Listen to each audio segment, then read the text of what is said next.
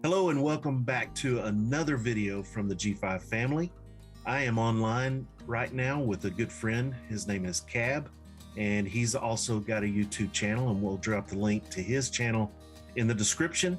But his name is Cab. His channel is Cab's Family. We're just going to talk. We've actually had a week or so of traveling this past week, doing some Bureau of Immigration stuff. And so we both have our war stories to share, and we've been excited to get on this call and do that. So I'll just kind of kick it off by saying Monday, I was so ultra prepared. I actually, out of frustration, out of aggravation, really, I threw everything away yesterday. I threw all of my papers away because, I mean, it was pointless to keep all these copies laying around. But I literally went to the Bureau of Immigration website. I went to the page that says annual report.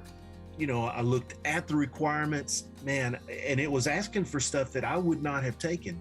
I mean, obvious, you know, they want your passport. Obviously, they want your ACR card, which you have a war story about that. So I go armed with all my, you know, it's so funny when I get to the office and I walk in there with all this confidence, feeling like, okay, great, got everything.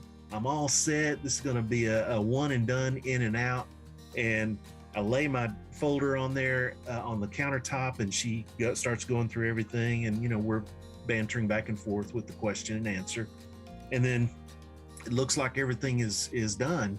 And then she comes back around with a clipboard and another form and asking for my signature that she needs a 2x2 photo. And I'm like, where is the 2x2 photo on the requirements list? Now, you know, this is 4 days later, so I've had time to sleep and get over it. But, you know, at that moment, I've been doing this for 4 years, so I should not be surprised that I don't have everything they need. You know, despite, you know, the most meticulous preparedness, I don't have a 2x2 photo with me. Now I have 2x2 photos right here on my desk, but it's not on the requirements. Anyway, it all worked out. We did all the paperwork, got everything done. I paid, I got my receipt, and they were sending me to the mall basically to get the passport photo done. But it turned out one of the little print shops just outside the door of the Bureau of Immigration, they did passport photos. So I got it done real quick and took it back up there.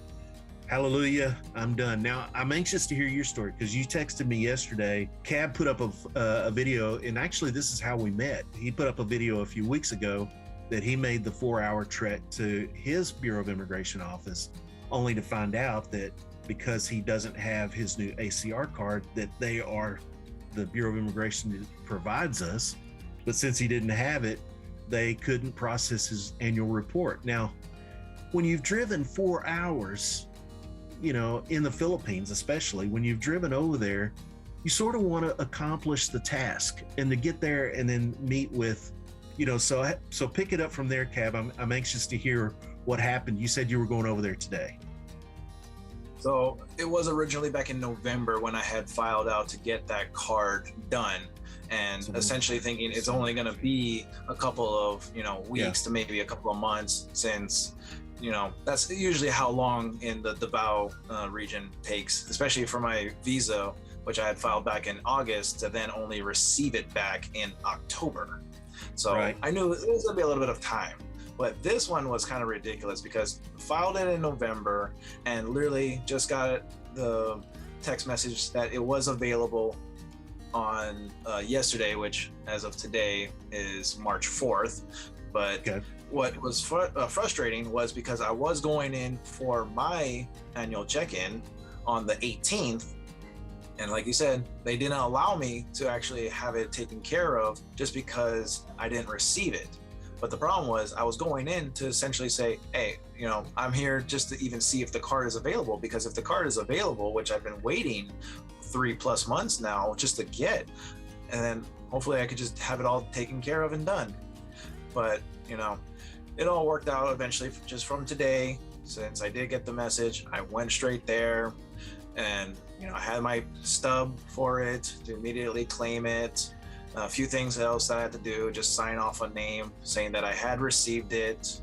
and then went upstairs to go and actually work on filing out for my annual reports. And the problem with it, then I actually had another problem, is that I had it set up from the QR code that I printed up on the February 18th instead of rescheduling it for today. Oh man. Luckily enough, though, I mean, I took it all in stride, just going, man, this is just how it goes, I guess. But eventually, it actually came down to going back up with him because, you know, my wife was just getting too mad about this whole situation, saying, you know, we are doing these drives for a reason. You know, it takes time out of her days in the job as well to be able to come here. So she goes up to the guy, talks to him to say that everything, if there's anything that we could do for that. And apparently they said, oh yeah, well, you know what? Since you did prove that you were here back on the 18th and we'll excuse the late fee, we will just do an additional 150 pesos and we'll just do the registration for you right here. And I was like, okay, what's the difference about you not just saying that to me? Why is it my wife has to barge up in here to say this kind of stuff to make that an option? But yeah, paid the extra 150 with the 310 for the regular check-in, and everything is finally taken care of. Yeah, at this point, who cares about, you know, $3? It's just, let's just get this thing done. So yeah, I didn't see that one coming. It does make sense if you had thought to just simply go in and schedule. The problem is it's late. You know, would it even work? Would you even be able to have been able to schedule because it's past the March 1st, you know, deadline? So that would be real curious if, you know, you and I, as an experiment, we went into the app and tried to schedule an appointment. That'd be funny. And that could have very well been your argument. Well, look, I tried and it's past the deadline, so it didn't. But you and I both, we're way too honest for our own good. You know, we don't play the games. Wow. Well, congratulations. At least you got it done. I got mine done. And, you know, the good news, I mean, the last 2 years especially, and really nothing to do with the Bureau of Immigration, nothing to do with the fact that I have to go to a different province, nothing to do with any of those circumstances. The pandemic has just been the huge, you know, obstacle, you know, in terms of travel restrictions and things, at least for me. You may or may not be within your province to go to the Davao office, but in any case, the good news is we don't got to fool with it, or at least I don't got to fool with it until next year. Now you're getting ready to launch into your PRV process, the permanent resident visa. But hey, I feel like we've talked about that a lot. So we spend a lot of time talking about our frustrations. What's good going on? I mean, besides just still trying to make sure I have everything acquired, because some of the stuff that I'm still putting some focus on right now would be all the other requirements necessary, like my NBI clearance, and that, because one of the biggest questions I still had, which was talking about actually maybe having to renew my passport since it does expire of June of 2023. So I don't know if that's going to be considered too early of a time to try and renew the passport, how long the process would be, because obviously if I want to get the permanent resident visa set into my new passport, instead of having to worry about saying, you know, taking it from the one to the other, because even what my wife was explaining off by saying, you know, you just hold your old passport. But I'm like, it's not like you can go and travel if you wanted to with your current passport and then say, oh, here's my old passport with my current visa. Yeah. You know, so yeah, I'm trying to work that kind of stuff out. That would work on the Philippine side, actually. What, you know, her concept, you might be able to get But man, just dealing with the uncertainty of it, if I were you, I would just, even if it was a year plus before your expiration, I would just go ahead and get it done. That way, and the thing about the U.S. Embassy, you can do it by mail.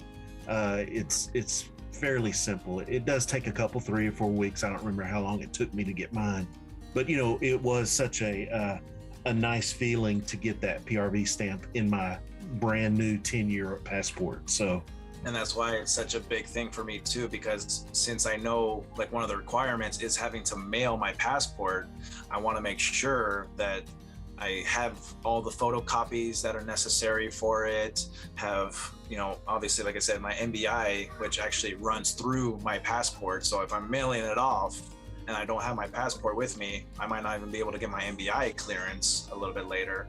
But we're working on that process. So that way it's going to be steadily. And obviously one of the big things is just making sure that I had my card available so I can get those photocopies done as well for when I need to file that out.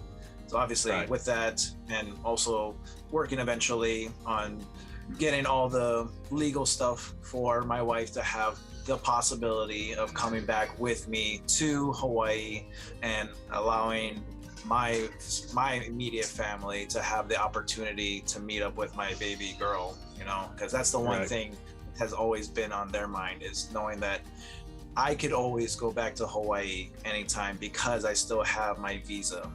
I could even go back to Hawaii just to be able to renew my visa in that sense. But at the same time, it doesn't allow them to be able to come. Right. So yesterday, I don't know if you saw the video we did. My wife has been after me for years to let her walk me around the street food vendors and try out some of the street foods. Now, we have bought fried chicken, from some of the street vendors. We've had good and bad experiences with that, but there's a lot of foods that it was funny, she didn't even know what they were, and she's trying to get me to try them because they're foods that she likes, and I'm just like, I need to know what it is before I put it into my body, So we did that, and it actually was a lot of fun. I was very selective, of course. There was one kiosk, or whatever you want to call them, one of the vendors was doing nachos. Now it's Filipino style nachos, but it still looked good. It looked like decent ground beef, and they were using cabbage instead of a lettuce, which I like. I actually use cabbage instead of lettuce myself personally. And then of course, Filipino cheeses, which are not the greatest, but they're okay. But I was looking at that, but that kiosk was just crammed with people, and we kept waiting and kept waiting. In terms of living in the Philippines compared to living in Hawaii, what's the 1 or 2 or 3 things that kind of smack you in the face living here in the Philippines? I would definitely say, like how you just mentioned it is all about like the living cost of things over there, the expenses of things. I think I kind of remember recalling back to it, but like gas prices right now for 1 gallon was like $4.77. Yeah. That in itself already kind of would blow some people's minds, but it's just because of the simple fact that everything has to be imported to Hawaii. Right. There's not many places that are allowing it to be able to grow, or besides like the pineapple fields and all that. But we actually have more reason to upsell that because we are the ones who are so highly productive in the pineapple sales in Hawaii. But other than that, talking about some basic living costs, you're talking like, I don't want to interrupt you, but I just wanted to pitch into that. Did you know that we don't really think about it because we're paying per liter here in the Philippines? We don't really think about the cost. But I just did some quick math and I haven't kept up with gasoline because my car is diesel. But diesel, by the time you buy 4 liters, which is, close to a gallon, and you pay the price, did you know that we're paying roughly $4 to $5 for per gallon? or at least for 4 liters. We're paying roughly $4 to $5 per, and that's been ever since I've been in the Philippines. But like I said, I don't drive a whole lot, so I put 500 pesos in my tank. That's about $10, and I can drive for a couple of weeks on that. So I don't really think about it that much. But if I was driving here like I did in the US, that'd be a totally different conversation. Oh, no, exactly. I mean, funny that you even mentioned that, because I ended up actually doing a little bit of math for myself. So figuring out that it's exactly 3.875 liters to the 1 gallon. In my area, the cheapest unleaded gasoline is still at 61 pesos. So yep. Cumulative, it's still about $2, or not $2, excuse me, 230 pesos for a 1 gallon.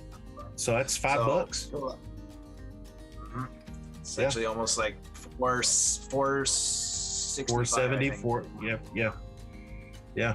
So crazy. And it's the only thing that I could say is crazier, because of the fact that I fill it up, and I think mine is like a 36 liter tank for my gasoline. I had filled it up the other day, 2,000 pesos to get just under 33 liters. So that's $40 right there, just to make sure that my car is completely full. But in Hawaii, because of the kind of people that are living in Hawaii, they have like the Tacoma trucks or the big hot rod kind of places. There's a picture out right now that showed that someone who had filled a 24-gallon tank coming up to being just like $104. So it is crazy to know that the pricing of it is extremely crazy. But I think the thing for me is always going to come back to the food, because my wife always loves finding food that is fairly cheap. And I am one of those people who's prone to just say, I love the Milo infused sticky rice and I can eat that. That's not a problem for me.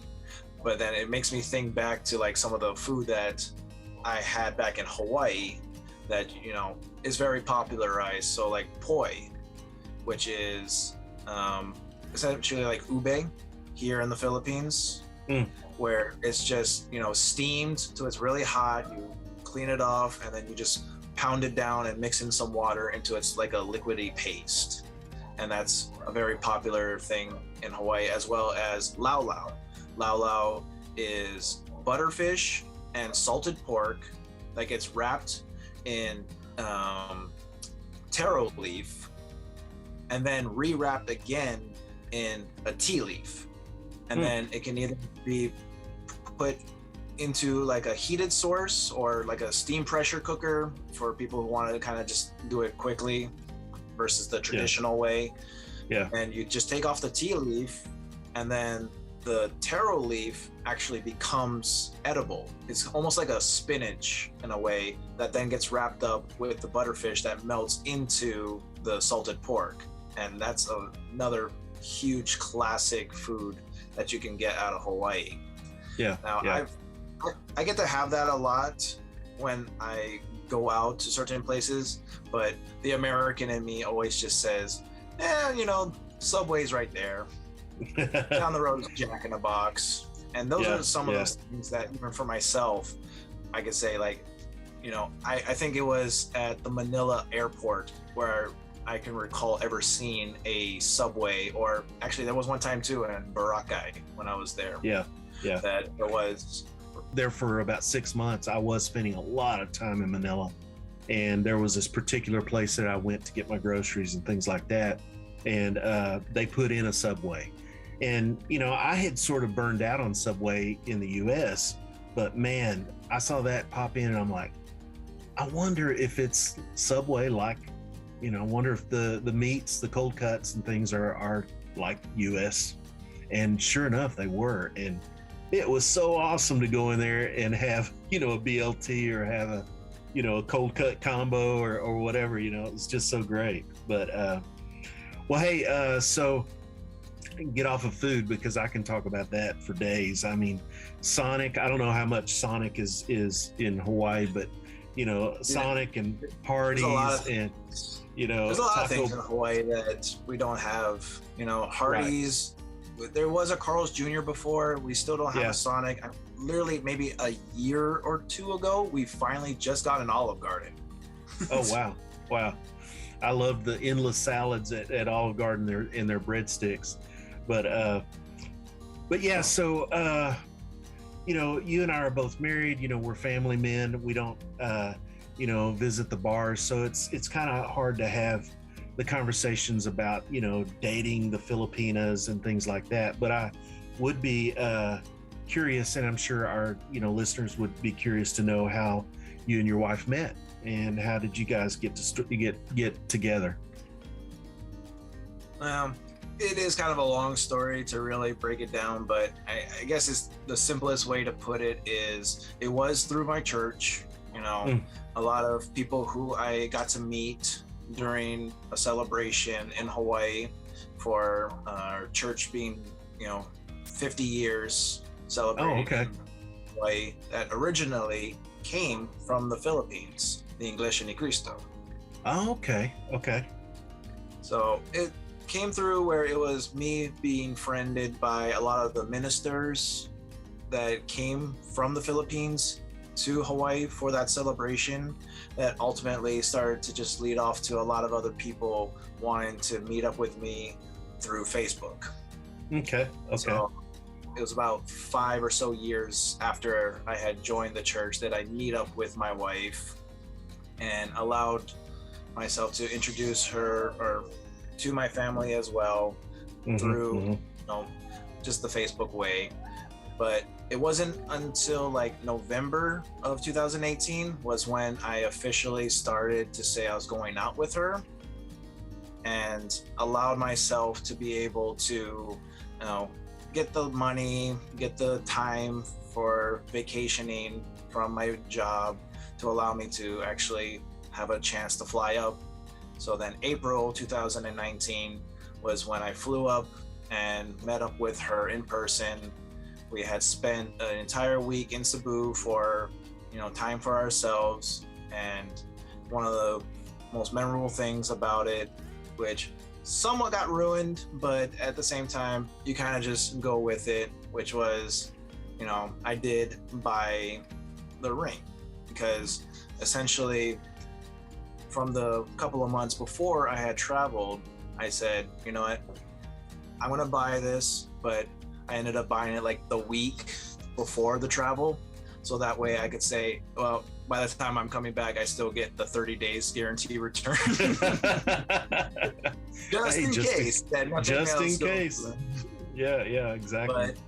But since getting there, she proved to me that she was a very strong, independent person who knows how to take care of herself, government worker, used to work in the schooling as well for little kids. So she knows a lot and helped me learn a lot about the Philippines.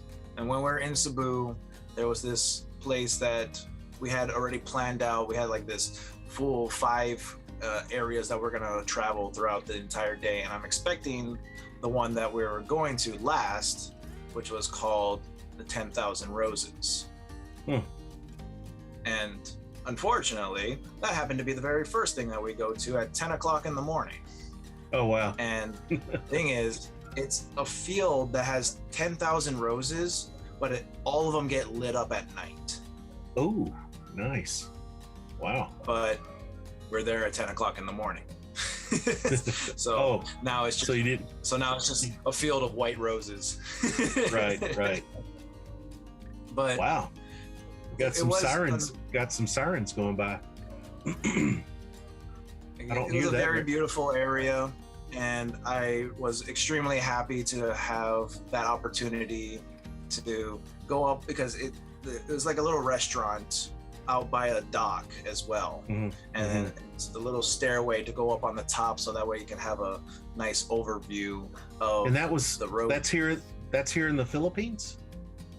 In Cebu, yes. Oh wow. Okay. Man, I'd like to see that myself. That'd be cool. Maybe I'll look that up. And we don't get to Cebu very often, but we do occasionally. So let me shift gears here. What are one or two of your favorite things about living in the Philippines compared to the US or Hawaii?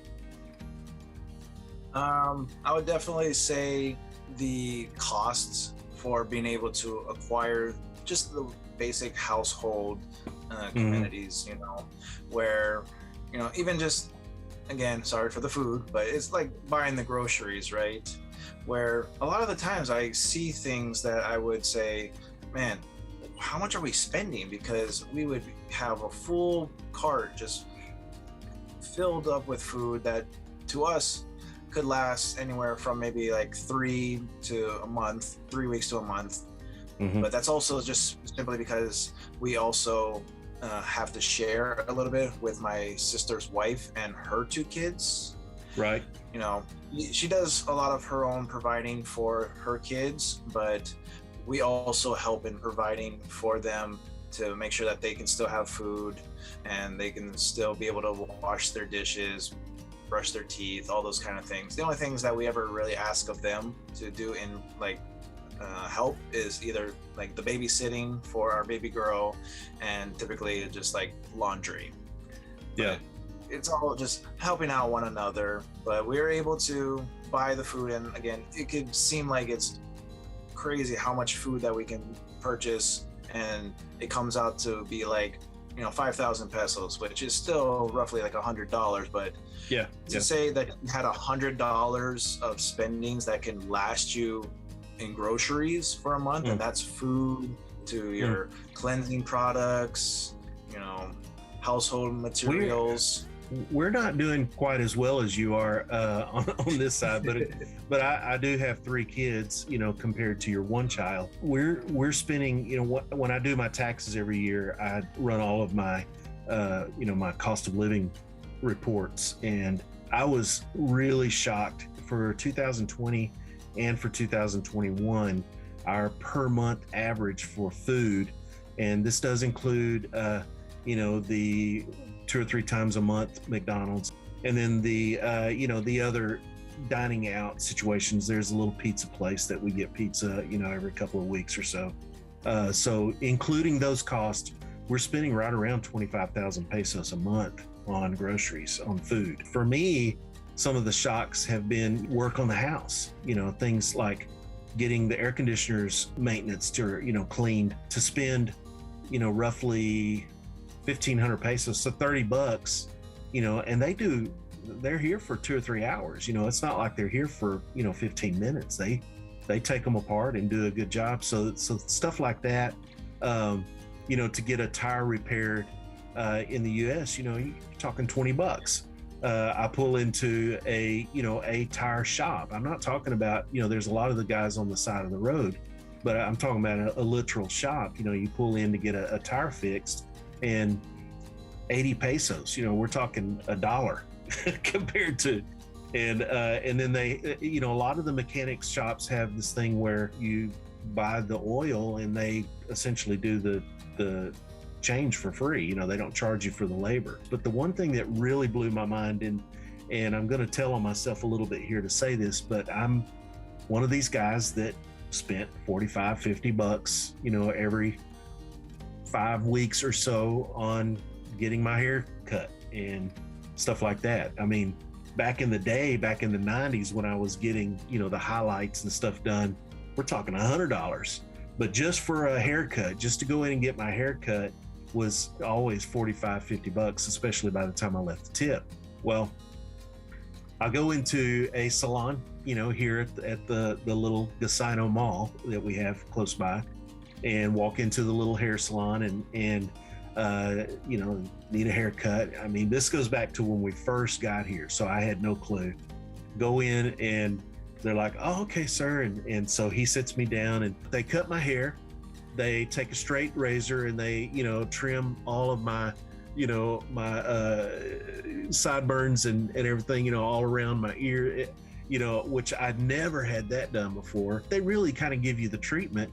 And so I go up to the counter, like I said, I'm used to paying $45 for a haircut. Okay, sir, that will be only 80 pesos. And I'm like, 80 pesos? I was shocked. In fact, I was so shocked that I turned around and gave the guy that cut my hair, I gave him 500 pesos tip, because I just couldn't believe I was getting out of there for $2, But here's what's funny about all that, Cab, is that by now, 4+ years later, I've sort of acclimated to the scale of economy here. And now I don't want to pay more than 80 pesos for a haircut, so it's funny how that works, but I still do have a sense of, I can do the math really quick in my head. I remember when we first moved here talking about groceries and food, I remember going into the store and, seeing an item for 150 pesos. Well, 150 pesos, that seems cheap. But when you start thinking about, wait a minute, I'm paying $3 for ranch dressing when I used to get it, at the grocery for 99 cents. Hang on a second, But anyway, so your top favorite thing is the inexpensive food. What would be your next favorite thing about living in the Philippines compared to the U.S.? I would definitely say it's just, the hospitality that you get from everybody here, and I get it too, where, they see me as, an Americano, and they take to the implications that, if they are, doing it respectively for like a job sense of it or anything like that, they come off as extremely, charismatic. They want to make sure that you feel comfortable being there. And right. That's why, even for myself, I'm to that point now where I am actually attempting to learn a little bit more on the different dialects that are available. So obviously I'm picking up a little more on my Tagalog. What is the local dialect in your area? For our particular area, it's called Ilonggo. Oh, Ilonggo. That's interesting. Is it the same Ilonggo as in Iloilo? That's exactly what my wife had said, actually. Interesting. So I do believe so. It might be a slight difference, but just like the difference between saying, a guy, ouch, versus a gooey. Right, so right. It's very minute kind of things that can make the difference. But that's interesting that because here where I'm at, the prevailing language or dialect is Visayan, which is a dialect of Cebuano, and then we drive 2 hours across to the other side of the island, and they do understand Visaya, but they speak Ilonggo because of their proximity to Iloilo. Now, I haven't learned any Ilonggo. I know a few Visaya words, I know a few Tagalog words, but one cool thing, it's so much fun to watch my kids, especially my oldest, she's 9, and see her speaking fluent Visaya, and she can hop back and forth between English and Visaya, in a heartbeat. She doesn't, it's almost like we use the term Spanglish, being from Texas myself in close proximity to Mexico, there's a lot of Mexicans and a lot of people that speak, but it's kind of like Tagalog or Taglish, where, there's sort of this mixture of English and Tagalog, in one single sentence. I think it's going to be like that for my daughters, because they don't speak two languages. They speak one language that happens to include Visaya and English, together. Well, hey, Cab, this was fun. Next time we'll get into some more of the, provocative conversations. I'm curious your take on some of the things about the generation gap, the older guys, and the younger girls. And there's some of those types of things that, culturally acceptable here in the Philippines that I'd be curious your take and your thoughts on those things. But we'll save that for next time. And I also want to talk a little bit more about you and, your background and your skill sets and, your occupational interest or aspirations and stuff like that. So did you have anything you wanted to add? I'm a talker, man. I can hog the conversation, no problem. Not much I really have besides, again, and I don't know why, it always seems to come up back to food. Has there ever been food that you actually had tried to make for your family that is not like available in the Philippines normally? Like, I know like chili con carne is kind of a thing that is available in certain areas over here, but I've always made food that has never been like known around here. So I've done things from chili to broccoli cheddar soup. And some of these kids, they don't even know what a French toast was. The little things like that always gave the family a reason to enjoy having something that I can contribute back to it. Was there anything that you would say you've actually done like that? There are a couple of things, mostly in the line of dessert, just because desserts are so hard to, I don't like the cakes that you buy here in the Philippines, so the cake is reasonably easy to make. Aside from desserts, actual food type dishes, I have taught my wife how to make onion rings, and she has actually run with it, and now she makes onion rings that Sonic is real well known for their onion rings, kind of like McDonald's is real well known for their French fries. Well, she makes phenomenal onion rings that taste well, and all we did was we kind of played with our batter, and we just added a touch of sugar because that's what Sonic does, and that was the magic button right there. And now we do onion rings a good bit. In fact, that caused me to go out and buy a deep fryer. So we do that, and then another thing that we like in the South. I don't know about Hawaii as much, but I don't know. Do you know what I mean when I say okra? It's kind of okra. The only way I like okra is fried, and we grew up in the South where you fried in a corn batter, and so they don't have that here.